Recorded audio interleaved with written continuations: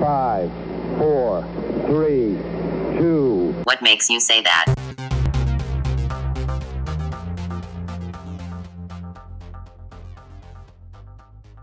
Hello, friends. Welcome to What Makes You Say That? This is episode 10. My name is Brian Williams, and I am happy to be joined once again by my esteemed colleague and 1990 grad, Mr. John Kerr. How's it going for you today, John? It's going well. Nice and hot today. Around here, we like to warm up before the big game. Are you ready for this week's warm-up question? I'm ready. What do you remember about your high school convocation? I was sharing this with my advisory when they came in to say goodbye. And I said, it was funny because the only thing I really remember was I had to give a speech. I was my class valedictorian. So I remember being kind of nervous about that. I remember I had a nice Givenchy tie.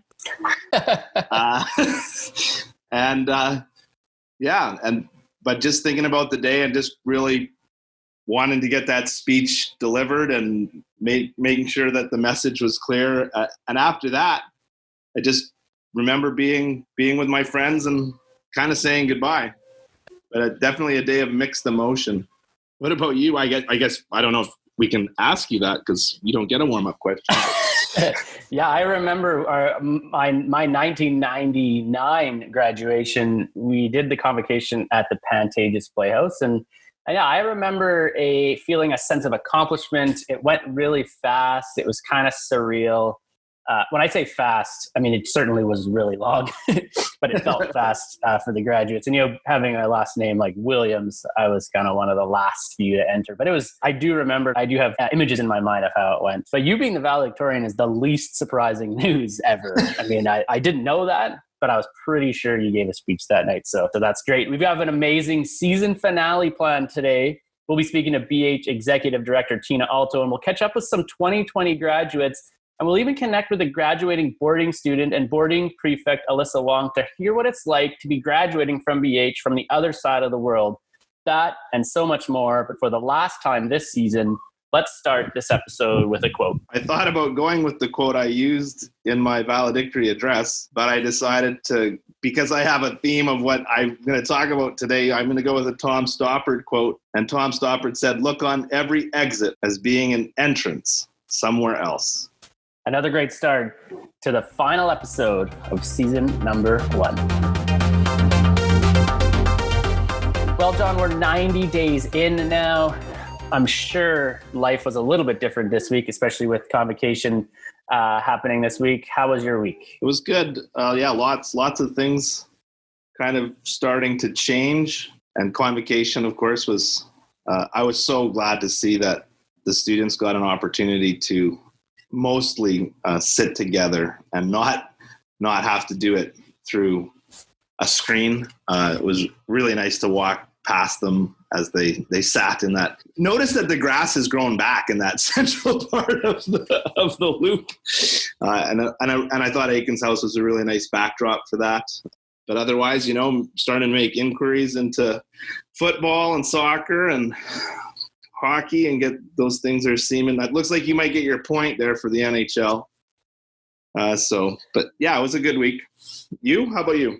Yeah, I think convocation was really nice. I think the students certainly had something that they could look back fondly upon. I thought, Jen Kirk, Mandy Green, and the organizers did an amazing job pulling that together with all of the logistics. And like you said, the Aikens House backdrop with the lilac bushes and the stairs, I think we'll all look back really fondly on Convocation 2020. I think it was something quite special. And like you, I'm glad that the graduates, although 6 feet apart, they still got to see each other in person, which is really nice.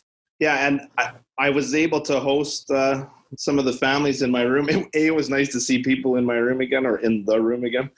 And just really lucky alphabetically that 3 of the 4 families were my advisory. So normally we don't get to sit with families, but that was also pretty special for me. So yeah, I agree. I had the same experience, and it was great to see people on such a special day. The 90 days have gone by slowly, but like you said, sports might be starting up. I actually starting a new coaching career today, and I'm kind of nervous. I'm starting my career as a 5 and 6-year-old softball coach. So I will let you know how that goes. Yeah, I did agree to be a flag football coach too. So Also, maybe some excitement coming up as the summer begins. So our grade 12 students are not the only students at Balmoral Hall who are graduating this year. A special shout out to the grade 5s who are graduating into middle school and also for completing the grade 5 exhibition. And who better to shout out the grade 5s than their amazing teachers, Cindy DeLand and Chloe McCoe. Well, this class was such a treat. When we had to go to learning at home, I was so worried that we wouldn't be connected. And yet through Zoom, we were very well connected each day. And they rocked the digital platform when it came to the exhibition. They blew us away. Don't you think so? Yeah, hi grade 5, we're so proud of you. We had a great year with you, and moving to doing things remotely, you certainly rose to the challenge. And it's true for the exhibition that presentations and projects that you researched were really interesting, and you were able to still communicate that knowledge through Zoom. But we're here to wish you well as you journey to middle school. And the world's about to get a lot bigger and more independence. And if there's anything that you've learned how to manage, it's independence. And when you come back, you'll be excited to pick out your lockers and see where they are and check out your new classrooms. And yeah, you'll have even more freedom. You won't have to go out for recess if you don't want to. But we, as grade 5 teachers, want you to remember to make sure to come and say hello to us. And also, if we see you in the halls, we'll be sure to say hi to you. And we'll be telling you how grown up you look, probably because of the blazers. We hope you have a great summer. Happy summer. And also, a big shout out to the grade 8s who are also graduating, and they're graduating into senior school. And Mr. Kerr, they're graduating into our classes. I'm not sure they know what's ahead. They've had a bit of a heads up, I'm sure. Yeah, they probably know. And with that, we're 90 days in. Summer is just ahead. Time to get this episode rolling.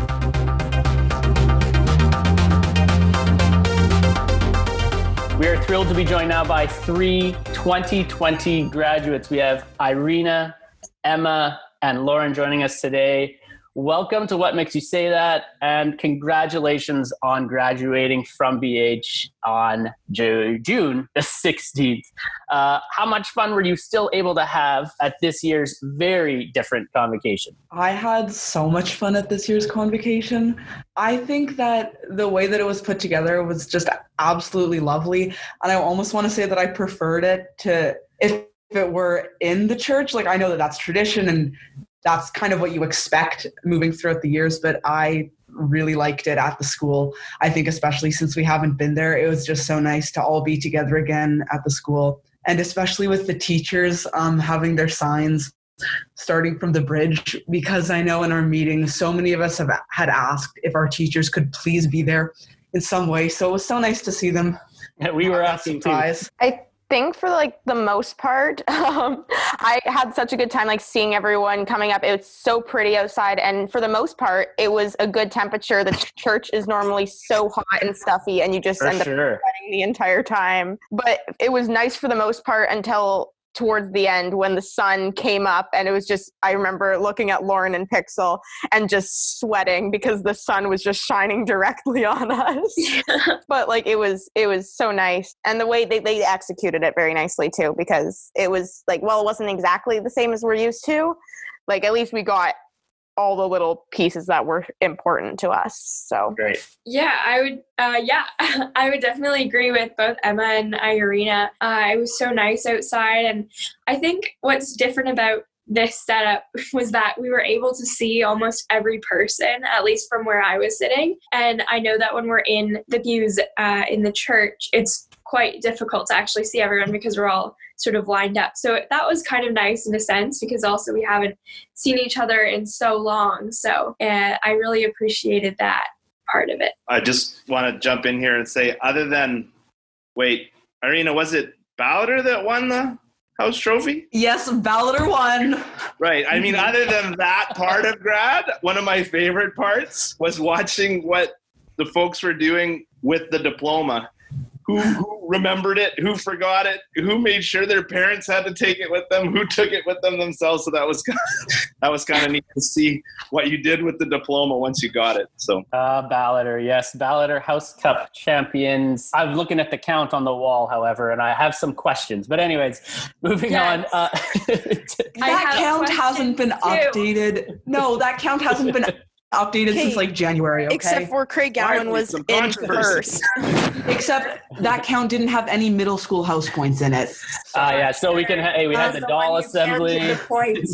We had the doll assembly conspiracy a couple episodes ago. It's nice to see the House Cup champion conspiracy can be a topic on next year's What Makes You Say That. Why don't you guys take a little brief snapshot of what are we thinking about? What's your plans for next year? I'm going to university. I accepted my offer to Brandeis University, which is a really small university just outside of Boston. And I received a humanities fellowship there. So that basically just means that it's like a really small group of students. There's 36 of us that we get to work closely with the professors for different like research opportunities and whatever like they're working on at the time. And then usually you'd also go out into the area, into Boston, and you'd look at different internship opportunities and jobs that you can get there. They try to connect you with and place you with, and then also just some other like social events in that sense. So yeah, I'm looking forward to however that's going to play out. I mean, I like to think I'm kind of lucky, but also it's kind of interesting because I know for the most part, everyone who's going to school in Canada, they're saying they're 100% online or it's like 50-50, but for the most people are staying in Winnipeg. And my school they never said we're going to do online courses. They said, hey, we're a tiny population. You're going to come into classes. I have one course that's a 50-50 for online learning, but for the most part, I'm going to school. I'm going to play soccer. And I get to do all that. So I guess I'm lucky in the sense that I get to, for the most part, all Canadian sports are canceled. And so NCAA never said, we're canceling anything. They said, we're going to test you like crazy to make sure you don't spread any viruses, but like we're going to keep this season going. So I'm really grateful that I get to actually chance to go down there and see everyone, meet everything, experience everything. But it also kind of sucks that everyone else is going to stay in Winnipeg and get to see each other and I'm just leaving. Yeah, and that was Jacksonville State University, correct? Yeah, I'm going down there to play on their soccer team, and it's exciting. Going to see what Alabama brings to. That's exciting. Okay, awesome. Lauren? Yeah, I'm going to Huron University College at Western, and they're a smaller sort of liberal arts college within the larger university. So I'm really excited to kind of have that experience, but I will definitely be staying in Winnipeg in September because they're definitely just prioritizing international students and people living in remote locations, so which makes total sense. So but I'm kind of excited to still kind of be in Winnipeg and see the friends that I wouldn't see who aren't going away and all of those sorts of things. And it's a nice transition. Yeah, I'll be in Winnipeg. Well, that's amazing. That sounds like you have such great opportunities, and it sounds like exciting plans for next year. What are some of the things that you had to do during remote learning that you think will ultimately help you next year or beyond? I think for me, it was definitely about finding a schedule, because with extracurriculars that I do outside of school and clubs and all of those things that I'm sure Emma and Irina definitely also experience, I found that my structure and my schedule completely changed. And so it felt like I had so much more time, which is probably what I'm going to feel next year.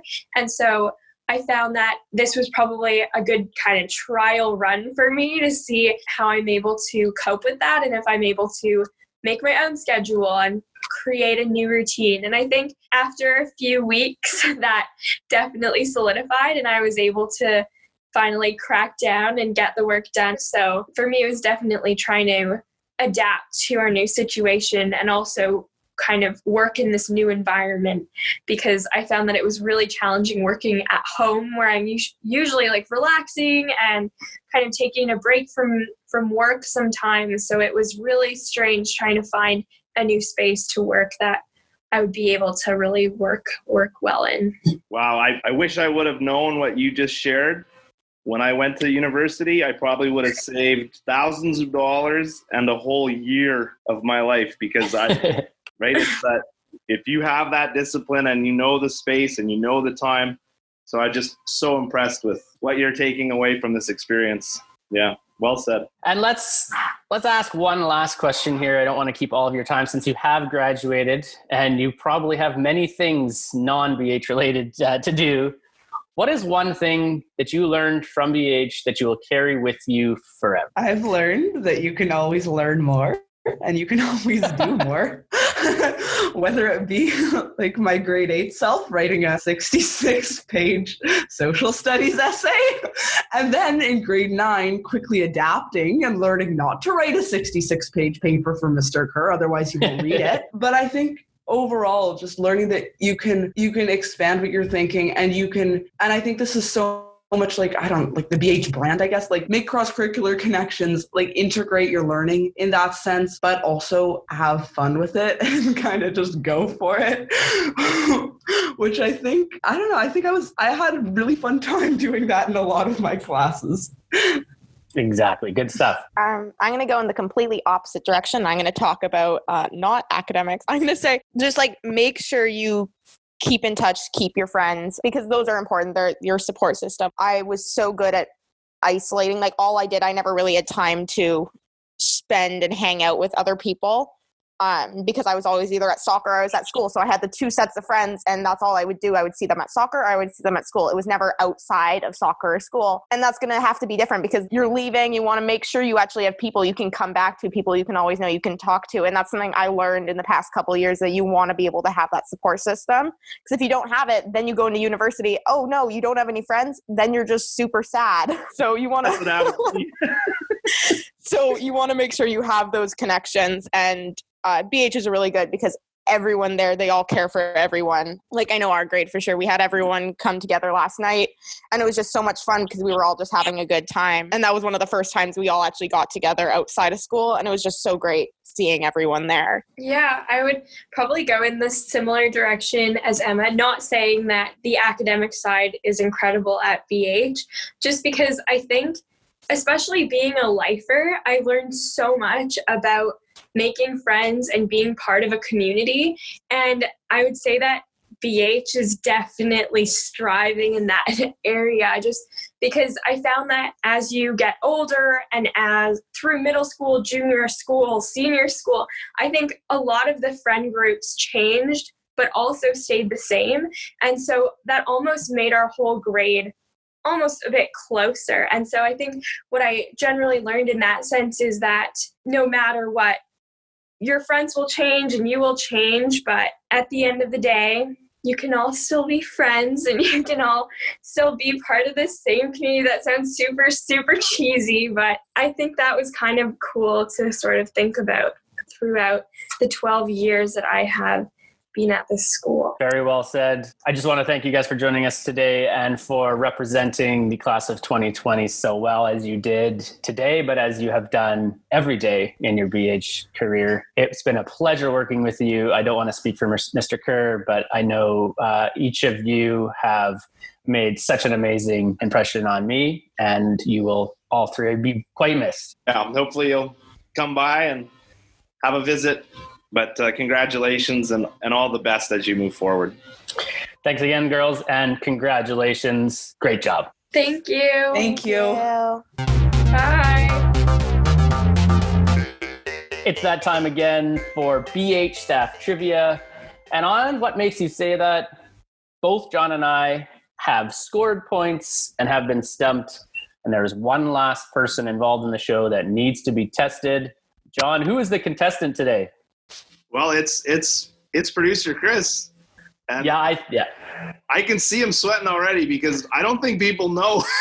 I mean, it's all fun in theory, but then when you get asked these questions and you're like, I don't have any idea. I think I can see him sweating though. Yeah, I think it's a great way to end the season, putting producer Chris on the spot. There are 3 clues, Chris, and John's going to read you clue number 1. Are you ready? I am ready to go. Number 1. This staff member's first job was in a bakery. It's got to be a lot of 4 a.m.s if you ask me. Who's a morning person? Yeah. I'm going to move along to number 2. That's not going to get it there. Okay. Clue number 2. This BH staff member can do a fairly convincing cricket impression. We've already had Dave Zimmerman, so probably not him. Cricket. Now, by crickets, do you mean staying silent? I think it's the chirping. All right, let's go to number 3. Okay, John. Number 3. This staff member attended a surfing camp in Portugal. They're so helpful, aren't they? That's really cool. Yeah, exactly. That's my favorite part about this. That's one thing, this whole trivia thing, there's a lot of really cool people that work at BH. And the other 2 do a podcast. Yeah. Yeah, exactly. Surfing camp, Portugal, crickets, and bakery. Do you have anything else for me? All right, I got one more thing for you. This BH staff member is a Green Bay Packers fan, and their go-to wing flavor is lemon pepper. Is that Green Bay? I know I've seen a Green Bay jersey in the building. And on John's avatar. Oh, so is it? And it's not me. It's not John. Okay. There are many Packer fans in the world. Okay. Well, everyone's got to have a defect. Ouch. I'm going to say, it's not Cheramikos, is it? That's a good guess. But like many times in this segment and in Roast the Host, where John and I have been incorrect, so are you. The answer is, John? Mr. James McPherson. Oh. All right. It is hard. Right? Because it, like you said, there's so many cool clues. Yeah. And it's tough. Cool. And that's a wrap for season 1 of BH Staff Trivia. We are happy to be joined now by BH Executive Director Tina Alto. Tina, how are you doing today? I am terrific. How are you doing? It's been a great week. We just had convocation. We've been reflecting on that, but what a day for our graduates and for the entire school, and a beautiful, beautiful day out there today. So we've been doing remote learning for a while now. We've been talking about, this is our 90 days in, but ironically, you personally were well prepared to shift to the work from home in March because you've been practicing it for most of the year. Can you tell us a little bit about that? I have been working remotely since almost July due to some perhaps unwise skiing accidents that have caught up with me and resulted in 2 pretty major ankle surgeries. So we're really lucky because within admissions and advancement and alumni and communications, they were all used to talking to me over Zoom and Skype and working remote because I've been gone almost 6 to, then COVID hit. So almost 8 months of the whole year, I haven't even been here in human body, but absolutely here in spirit. Well, absolutely. I think it's just, you probably, when people were wondering about how to work from home, you must have been someone people would contact for some tips. I was, with the first tip being get out of your pajamas. Have to try to get out of your pajamas. Yeah, absolutely. When you heard about COVID, did you go, yes, you can stay at home, or, no more at home? John, I went, I can't stand these 4 walls. And my hopes were dashed. that I couldn't come back. That being said, it was pretty easy. It was pretty easy. And I think the team were so used to working on camera and working on Skype that they just all moved home and I think did a great job and, really loved it. And we were interviewing kids from all over the world. And it was, other than the backdrop was a bit different. And I stressed a bit about what that backdrop should look like. I'm sure. Other than that, things were smooth for us in the behind the scenes world of Balmoral Hall. I was secretly hoping someone was going to rate my background.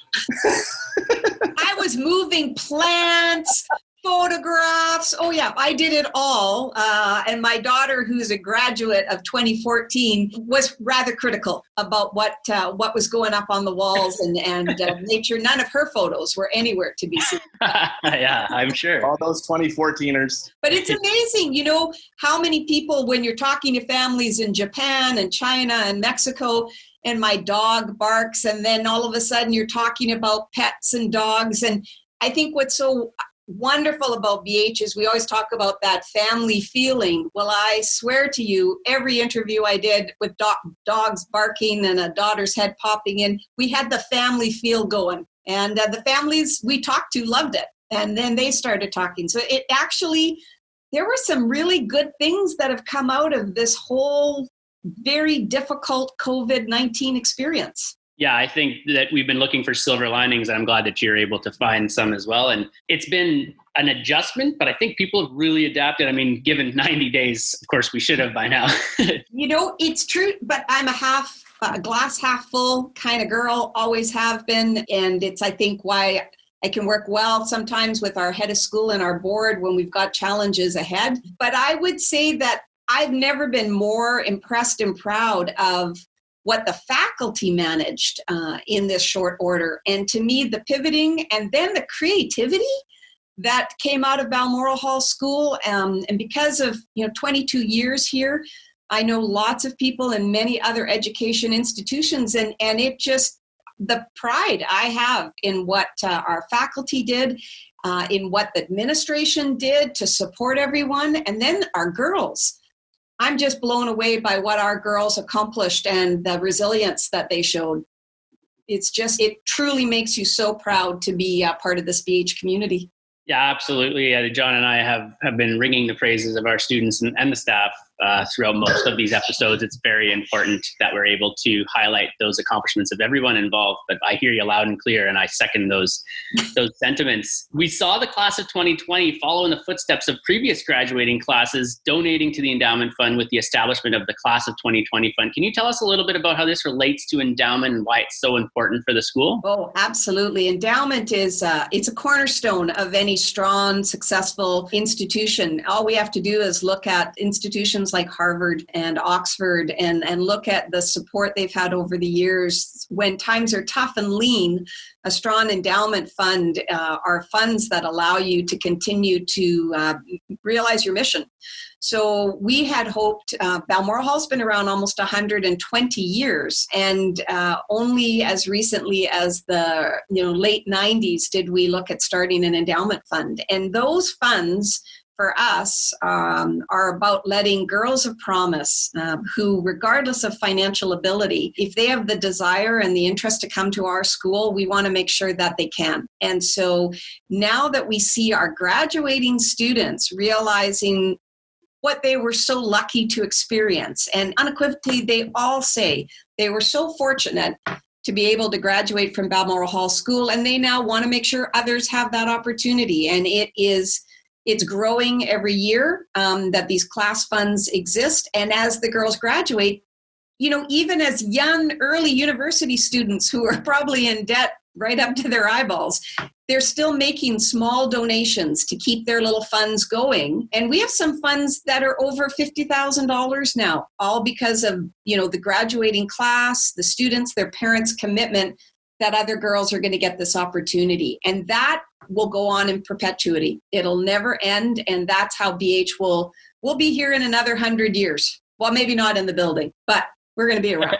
Oh, exactly. Switching gears just a little bit to admissions, the current state of the world has certainly affected how almost everyone's work has changed. How has the admissions team been doing through all of this? You know, it's been pretty seamless because we usually are traveling the globe, and that's a whole nother episode when we get into some of those stories. But absolutely, season 2. That's season 2.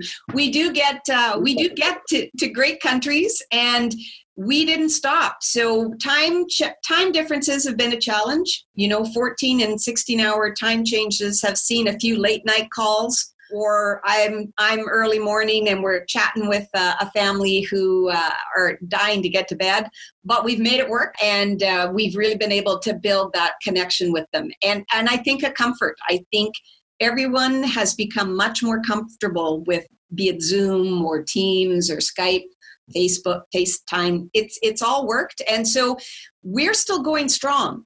And families still want to come to Balmoral Hall. So all we're waiting for now is the government of Canada to make sure that international students who are able can come, and we're ready. Our boarding program is ready, and we want to see the students in the school. And our admission numbers are still strong for the coming year, which I think in the midst of all of this, people were thinking, it's all remote, things aren't carrying on, but they really did. They really did. And students at other schools looked at what was happening at Balmoral Hall and went, I think that might be the environment I want to be in. Because you and John know things are going to be different going forward. We're all ready. That some aspect of a remote experience is going to happen.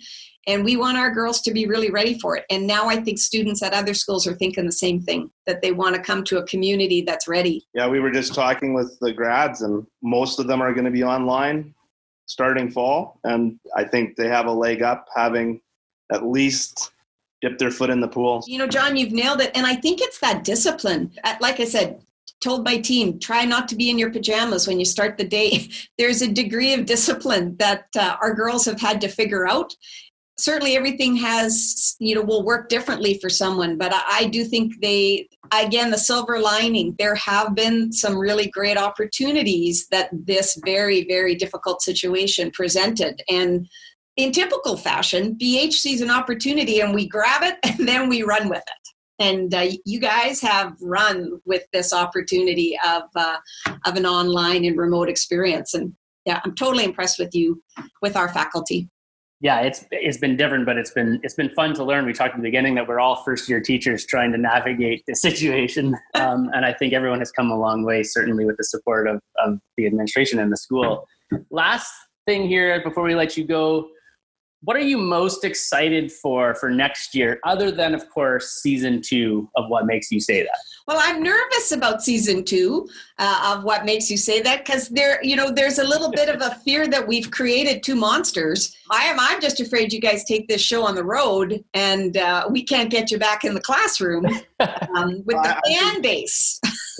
I'm thinking it's because we did 10 episodes where we didn't get in trouble, and it's got to be coming maybe 12.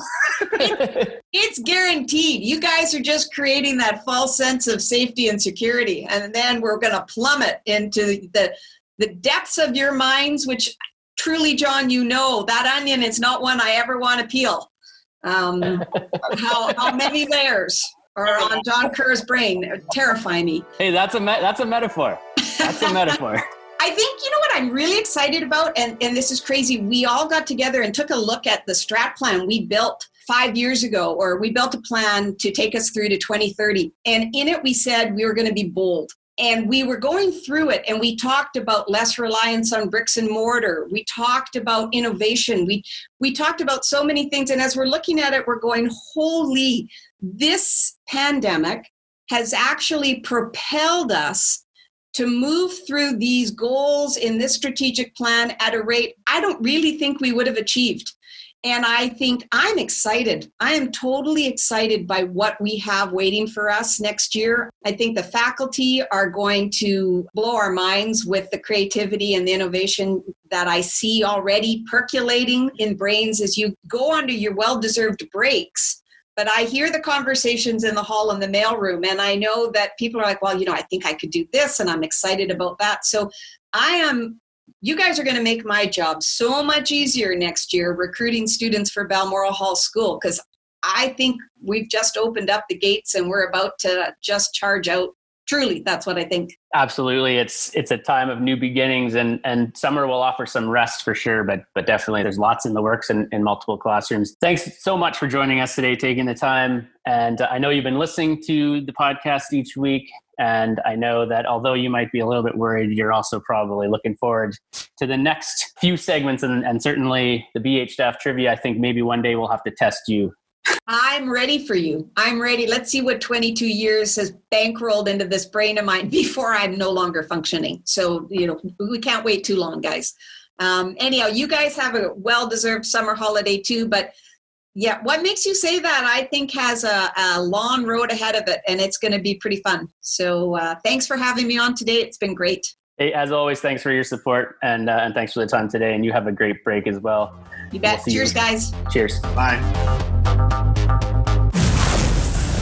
It's that time again for our top-rated segment, Roast the Host, where we test each other on things we believe the other person should know.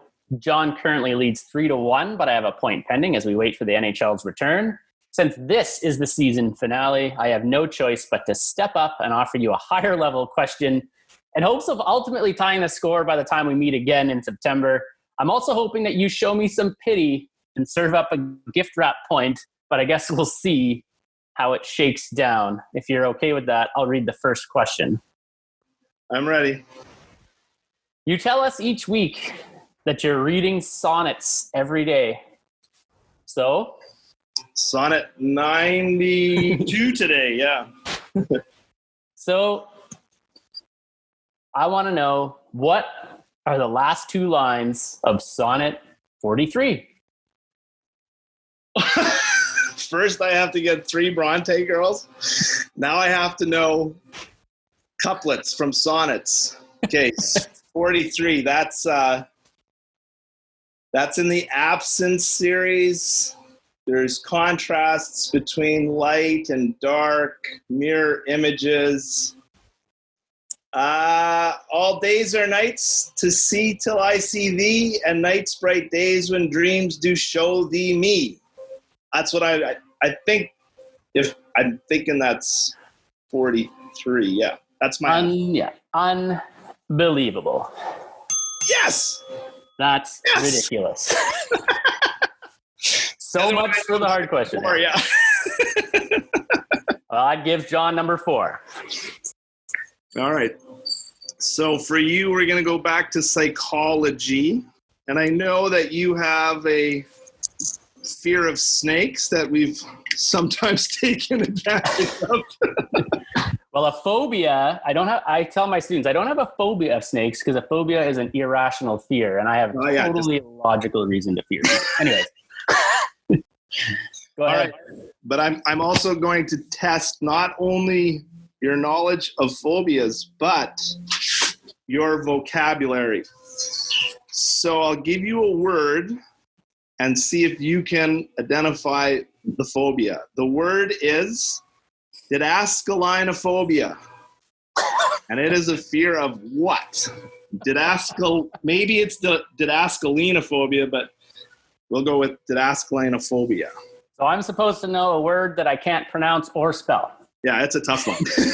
And I mean, do you know how many phobias there are? Okay. Throwing it out there. I'm playing with maybe how you think. Is it fear of school? Fear of going to school? Come on. Yeah. Really? No. Is it? Yeah, it's a fear of going to school. Amazing. What a way to end Roast the Host. I mean, for us to both get points on the last episode, certainly is a great way to wrap the season. It's a way better feeling. Well, that's a wrap for season 1 of Roast the Host by the score of 4-2. John is the victor. We'll update the final score in September, but I do expect the NHL point by then. Ultimately, it won't change the outcome. John wins in season 1. We are so happy happy to be joined now by BH boarding prefect and 2020 graduate Alyssa Wong. How are you and your family doing, Alyssa? Now it's pretty good. Almost everything is back to normal in China. And my brother is struggling with his midterm test. And he's not doing very well in it. And my dad and my mom is pretty worried about that. And my mom is trying to learn how to bake some bread and cake. Sometimes it's not taste so good, but she's so enjoyable to take it back to home and to let us taste it. And me and my brother is kind of a little bit don't want to do that, but we will say, oh yeah, that's yum. Oh, pretty good. Yep. Genius. Oh my god, you're so good. So my kids are like that with their mom's cooking too. So it sounds like you're finding ways to have fun despite how the world is right now. When the school was shut down, how was that trip back home? I imagine it must have been a little bit stressful. Yeah, a little bit. Still remember that it's the most quickest decision that I made. It's only 2 days I booked my flight. And we have everything covered, our body. We have the hat, we have the mask, and we have all the gloves.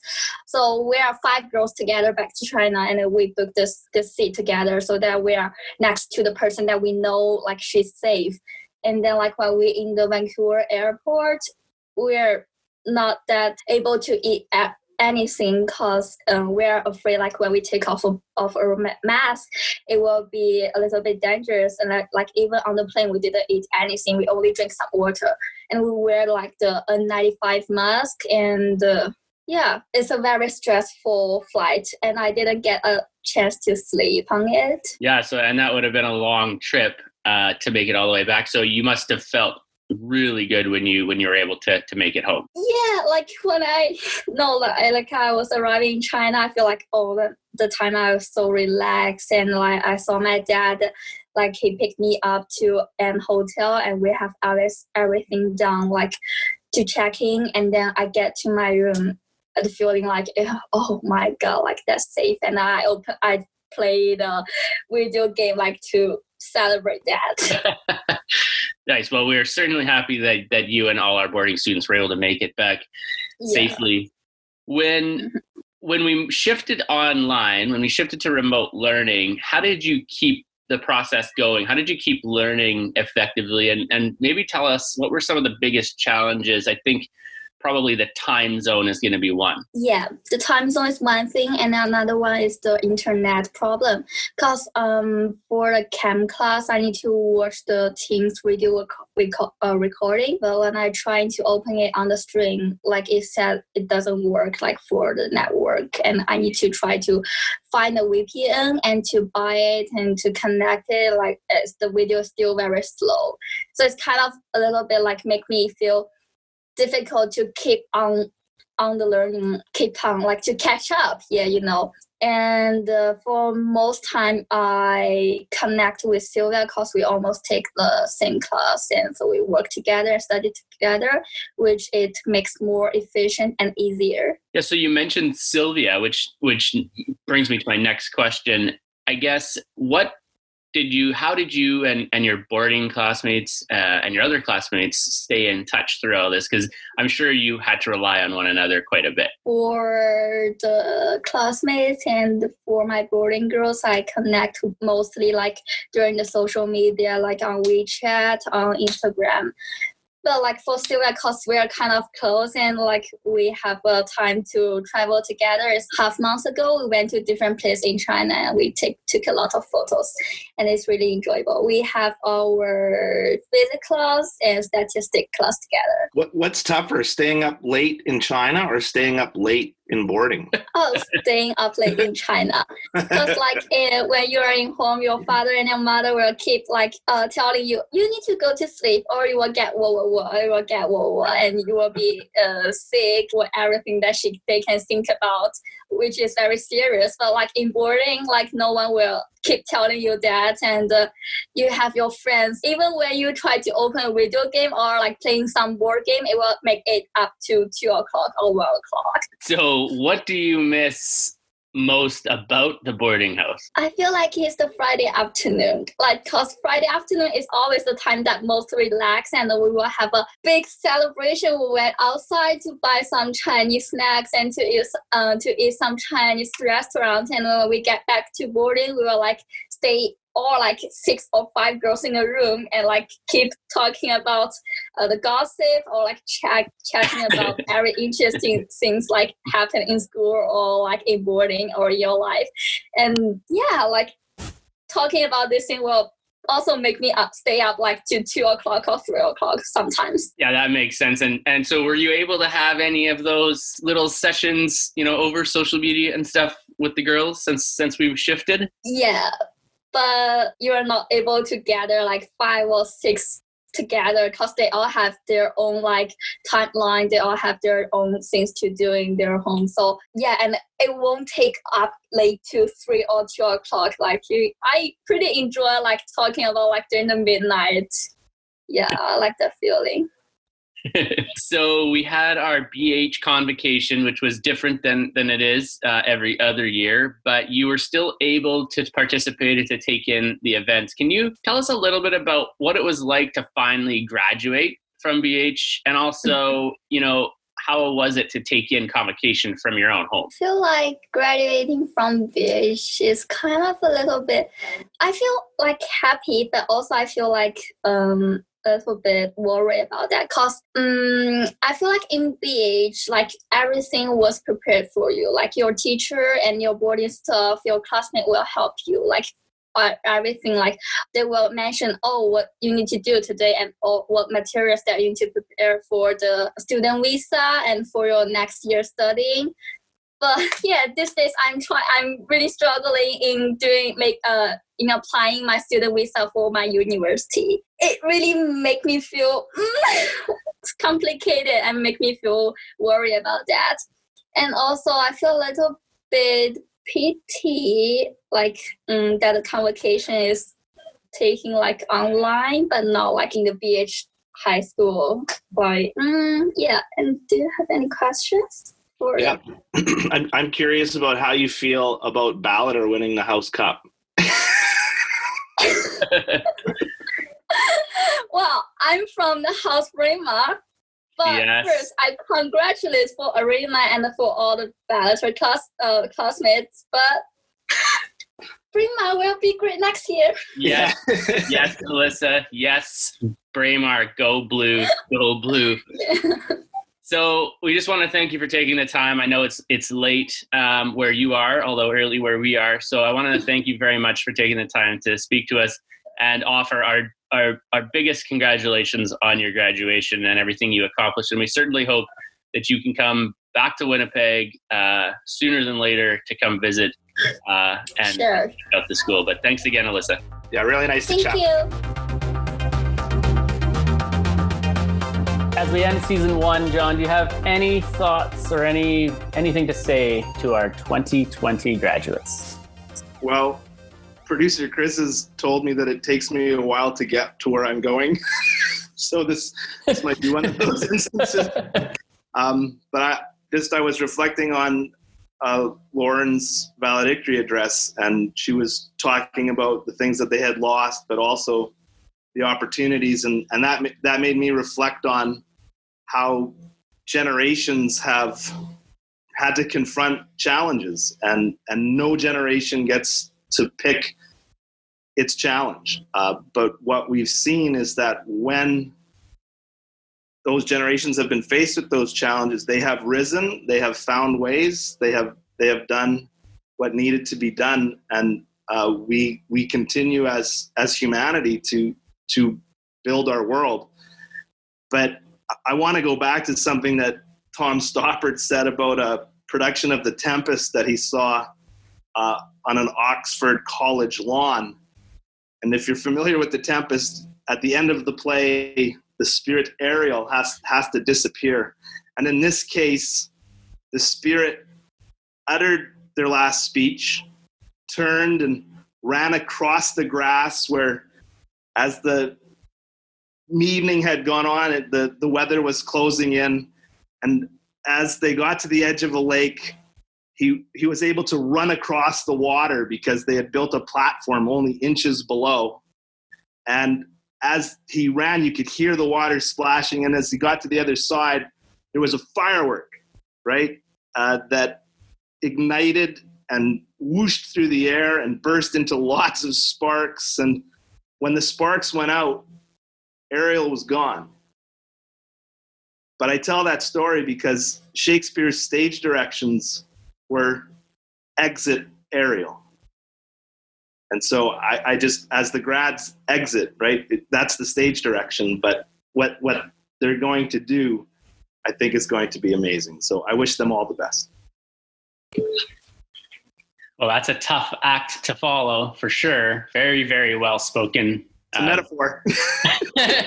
Of course it is. Girls, there isn't time on this show to truly show my appreciation for the dedication and the effort you put in this year and every year before.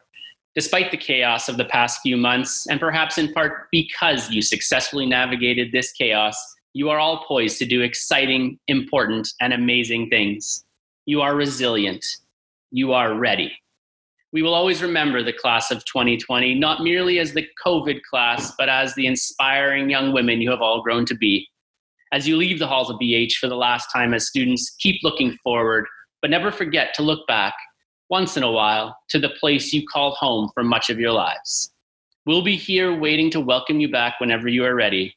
Now, go and change the world. As we end episode 10, we'd like to thank our guests for taking the time to chat with us this week. Thank you to Tina Alto for her thoughts on this year's convocation and the endowment fund. We want to thank Lauren, Irina, and Emma for sharing their BH memories a few days after they graduated for real. Thank you to Alyssa Wong for shedding some light on how our boarding students navigated the remote learning experience as well as their convocation from a distance. A shout out, as always, to Mr. John Kerr for his insight, the laughs, and the company. It was fun. I was really happy to be a part of this. The guests, the opportunity to talk about the school. It's been a really good journey. I look forward to picking it up again in the fall. And finally, a big thanks to producer Chris in the booth for always taking care of us, and also for finding out how hard the BH staff trivia really is. It's been an absolute pleasure bringing you a little closer into the BH world each week. We'll be back in September with season 2 with brand new segments and more bad jokes, metaphors, stories, and fun, and hopefully more correct answers in Roast the Host. Take care of yourselves and the people around you and have a very safe, restful, happy, and healthy summer break.